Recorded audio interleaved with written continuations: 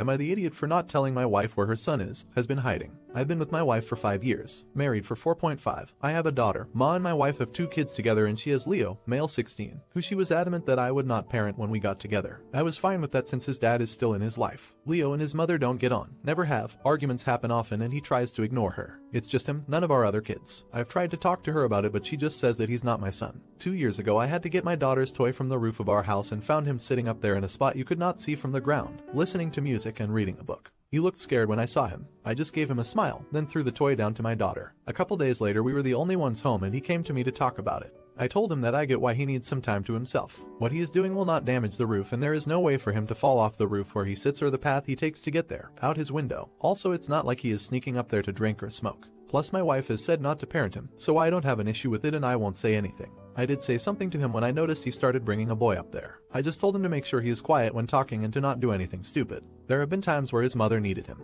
couldn't find him and would just assume he was out, but I knew he wasn't, but again I didn't say anything. Fast forward to now, about a week ago my wife installed a tracker app on all our kids' phones due to it getting darker in the afternoon when they're out. Plus one of her friends recently did the same with her kids. Well, today she was looking for Leo and couldn't find him. Assuming he was out, she checked his location and he was in the house. She started searching and yelling for him. He heard and quickly climbed down the outside of the house to drive. He then walked in the house and pretended that he was just out with some friends and got back, and that I knew he was out. I cover for him sometimes. Well, even though it is actually completely plausible that it would show his location as in the house if he was just walking up to it, she wasn't convinced and came to me, demanding to know where Leo. I said that he told me that he had been out with friends but I just saw him walk up the driveway. Both true. She clearly wasn't happy about my answer and has been threatening more surveillance and grounding Leo, and she's also saying I'm tough for not telling her. I didn't think I was in the wrong, but after thinking it over while I was just trying to look out for Leo, I did overstep her boundaries as a parent. So am I the idiot? Not the idiot. You're respecting her own rules and his space. But I would make sure he knows there's a tracker app on his phone. Not the idiot, because if you told her then you would be parenting and he would just go somewhere further away and likely somewhere less safe. Update. My wife and I had a serious talk.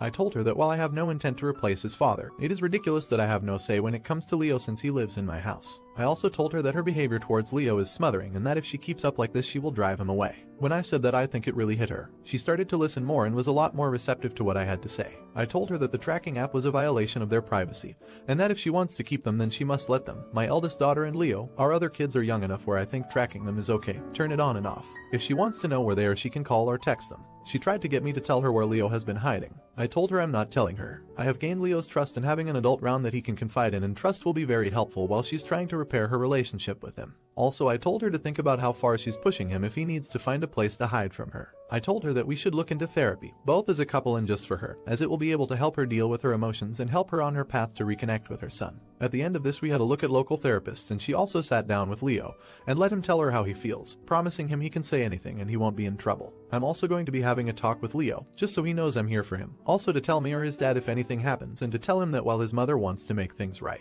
things can happen on his timeline, and he doesn't have to do anything, forgive anything or talk about anything that he is not ready for yet. It's only a start and we still have a way to go as a family, but I think this is a step in the right direction. Thank you for your help. Also, I wanted to answer a few questions I was getting on my original post. Yes, she parents my daughter, because I let her. Leo's dad and I are on friendly terms, but he wasn't aware of a lot of this happening as Leo hadn't told him. My daughter is 15 and my younger two are both 4. Not twins. The elder one turns 5 very soon and my youngest only recently turned 4. The kids did know about the tracker, but they didn't really get a choice in it. Yes, me and my wife married after only being together for 6 months. It was kinda an ultimatum I was given, but I didn't really mind. Leo is the spitting image of his father, but I don't think the resemblance caused the issues like some of you suggested.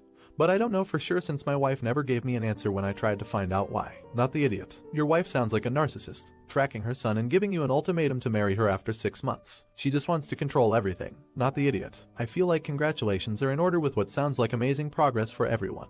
Good luck with it all, Opus. You sound like a fantastic dad. Do you think his wife is a wacko? Let me know in the comments. Now, am I the idiot? Update: not wanting to officially adopt my daughter. This is long and messy. In high school I had 2 best friends. Mark, 32, but he passed away in May, 32F. I, male 30, got kicked out of the house when I turned 16. Mark's family took me in and became like my adopted parents. Mark and May started dating when they were juniors in HS. After they graduated, Mark joined the military. During his first leave, May became pregnant. Shortly after his return to service, Mark passed away. We were devastated. She at the time was staying with Mark's parents and I was still living there. I took her to all of her appointments, helped her through her pregnancy. They put Mark's name on the birth certificate.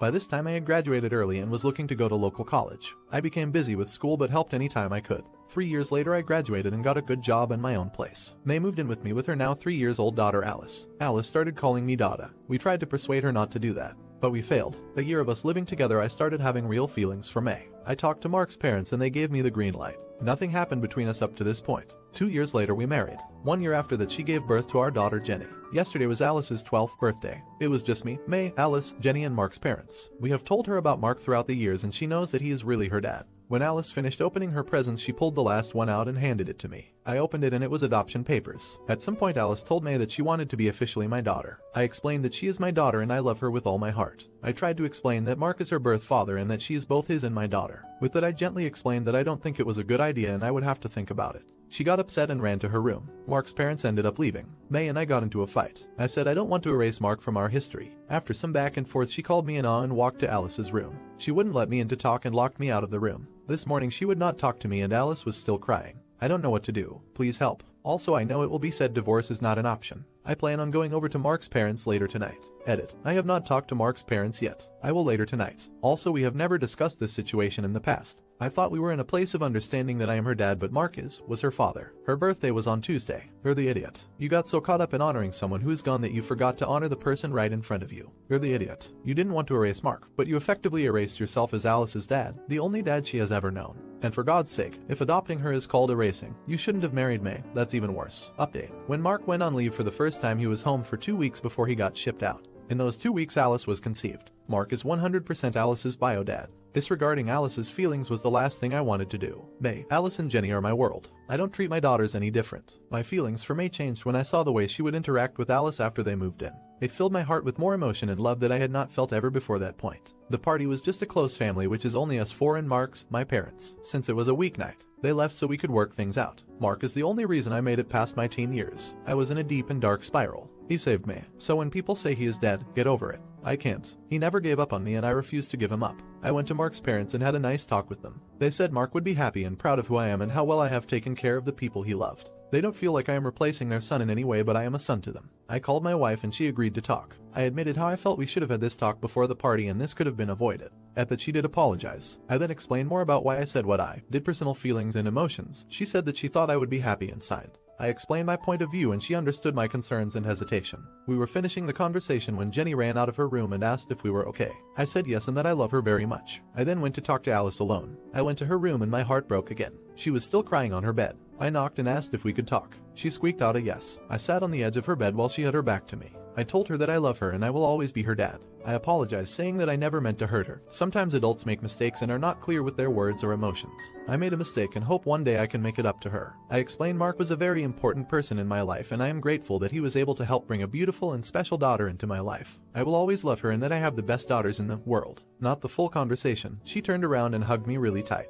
It was one of the best hugs of my life. I told her that it would be my honor to adopt her if she still wants that. Between sobs she said she did. We stayed like that until she fell asleep. After that, May and I did a very overdue heart-to-heart and deep talk. It is not all sunshine and rainbows, we still have a lot of healing to do. I have not signed yet, but I will. We as a family are looking through all of the legal options and we are on the books for therapy. No idiots here. This was so touching to read. I was confused by how many were labeling you the idiot. It's such a complicated situation and I'm glad you were able to work through it with communication. Wish you all the best. No idiots here. I'm really happy about how everything turned out and strongly disagree with the verdict on the main post. It's never a good idea to surprise someone with something huge, mainly because this affected Alice, a child. Should he adopt Alice? Let me know in the comments. Now, am I the idiot for not wanting to do Thanksgiving dinner at my parents' without my wife? I, male 30, feel stupid for even asking. My sister, 29, and my wife, female 34, did not have the best history. Before we met, my wife was my sister's landlady and she was renting the room at the back of my wife's house 6 years ago. She got evicted less than 4 months after moving in because my sister did not pay her rent at all. Then she was taken to court for damages that cost way more than she put down on the security deposit. My sister did end up having to pay but basically hated my wife for this. We met after this all went down and I went to go pick up my sister's stuff she left behind that my wife was decent enough to not have thrown out yet. We started chatting and really hit it off, started dating. A year and a half later she got pregnant with our son. Now happily married, but my sister never took it well. We weren't as close before all this, but after becoming a traitor in her eyes we didn't talk much. She hasn't even met my son who's 3. My parents are really trying to push for us all to have a family Thanksgiving at their place. My sister never wanted to go because I'd be there with my wife and she didn't want to see me. My parents never pushed it before because they didn't think my sister was being fair considering the issues she has with my wife were all things she did herself. This year they feel different though since my sister broke up with her boyfriend of 6 years and it's her first holiday WOM. She however doesn't want to see my son or wife, so that's why they're asking if they will be left at home. My wife doesn't have any other family and I don't want her and my son missing out because my sister doesn't want them there. It's not a problem for me to miss out on dinner with my wife so my sister could have company. And I just stay home with my own family. My sister is blowing it out of proportion because she wants me there, but I'm being an idiot because she wants the whole family there. Parents are taking her side here because it's been a difficult year losing her boyfriend and job, so she just wants one family dinner for Thanksgiving. I get it, it's been tough for her. I'm just having a hard time seeing how it's selfish or being inconsiderate to not want to exclude my family. Not the idiot. It's been 6 years and your sister was at fault. Time to grow up and drop the grudge. And the fact that she would hold it against your toddler is ridiculous. If she wants her whole family there, she needs to accept that your wife and child are family, whether she likes it or not. Family doesn't always get along. She needs to deal with that or not expect you there. Update. Well, of course I didn't follow along with their ridiculous request. Wasn't about to leave my wife and child at home to have dinner with people who didn't want my family there. It pissed me off like you can't imagine. We had fights prior to the dinner because I couldn't believe my parents were fine with excluding my son from time to spend with them. It bothered me the more I thought about it. Then there went my sister calling crying that I'm a piece of poop for not being there for her. Honestly, it was so irritating. We went back and forth. I just remember telling her to grow up and stop being spoiled. You know what? And well, she didn't call after that one. We stayed home to have our own Thanksgiving. My son kept asking where grandma and grandpa are. I wasn't about to tell him the real reason that we weren't going with them, so we only told him they're a little sick so we can't go. He still wanted to talk to them. They video chatted for a while, then you could hear my sister in the background. Then they were suddenly in a hurry to end the call. I'm sure she didn't know they were talking to us. I tried not to let that anger me too much so we could all be in a good mood. To the person who suggested a nice pajama Thanksgiving dinner. Well, we followed through on that and it was pretty relaxing. My son decided he wanted to go all out with his dinosaur PJs. It was a lovely time. We made a pillow fort after dinner, then my son fell into a food coma so me and my wife had some alone time too. This was so much better than any dinner with my parents and someone who has no respect for my family. It really left me with a completely different view of them. I know she really is going through something difficult and my parents are trying to help, but it hurts knowing that I wanted to toss my family to the side to make her happy. For that reason we won't be spending Christmas with them either, which has been a whole thing too, but oh well, they did this to themselves. We're taking a little family vacation up to the mountains so my son can enjoy the snow. Just to do something fun on Christmas so he doesn't focus on the fact that we're not spending it with his grandparents either. Not the idiot. Coming from someone who has no contact with their mother, I tell my kids a kids-friendly version of the truth. That way no one else can come along and spin lies and turn them against me. For me it's been, my mom has problems and it makes her mean and I don't want you guys, my kids, to have her be mean to you. You could explain for Christmas simply that Granny and Pa need to support Auntie right now cause she is sad and Auntie asked to not do celebrations with us this year while she gets better. So we are going to do our own fun things. Sure, it's nicer than what is happening, but at least kid knows.